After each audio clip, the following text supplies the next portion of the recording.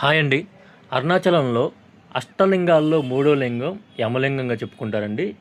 ఇది అరుణగిరికి దక్షిణ దిశలో ఉంటుంది. దీన్ని యముడు ప్రతిష్ఠించాడు. నవగ్రహాల్లో ఒకరైన అంగారకుడు అంటే కుజుడు దీనికి అధిపతిగా చెప్పుకుంటామండి. ఈ ఆలయంలో కూర్చొని అంగారకర్ణ విమోచన స్తోత్రం పఠించడం వలన అప్పుల బారి నుండి బయటపడవచ్చు అండి. మెయిన్ మనం అందరం దీని నుంచి చాలా ఇబ్బందులు పడుతూ ఉంటాము. ఈ అంగార కరుణ విమోచన స్తోత్రం పఠించడం వలన మనం మెయిన్ వాటిని అప్పుల నుంచి బయటపడవచ్చండి. ఈ యమలింగాన్ని దర్శించుకోవడం వలన ప్రమాదాలు, అకాల మృత్యువు దరిచేరకుండా ఉంటాయండి. అంత పవర్ఫుల్ అండి ఈ యమలింగం అనేది. ఈ యమలింగం దగ్గర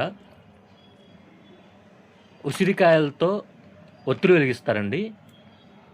ఈ ఉసిరికాయలతో ఒత్తులు వెలిగించడానికి అక్కడ మనకి ఉసిరికాయల ఒత్తులు అమ్ముతారండి. ఒకసారి చూడండి. అవి వెలిగిస్తే చాలా మంచిదండి. ఇది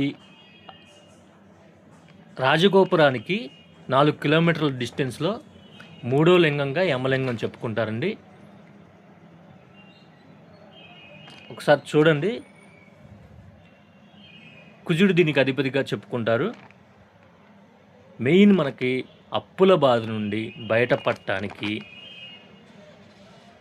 స్తోత్రం అంగారకర్ణ విమోచన స్తోత్రం గుర్తుపెట్టుకోండి. పారాయణం చేయటం వలన అప్పుల బాధ నుండి మనం బయటపడిపోతాము. అకాల మృత్యువు, ప్రమాదాలు మన దరి చేరకుండా ఉంటాయి. కంపల్సరిగా యమలింగాన్ని దర్శించుకోండి.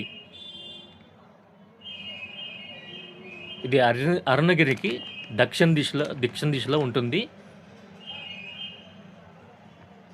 ప్లీజ్ మన ఛానల్ని సబ్స్క్రైబ్ చేయండి.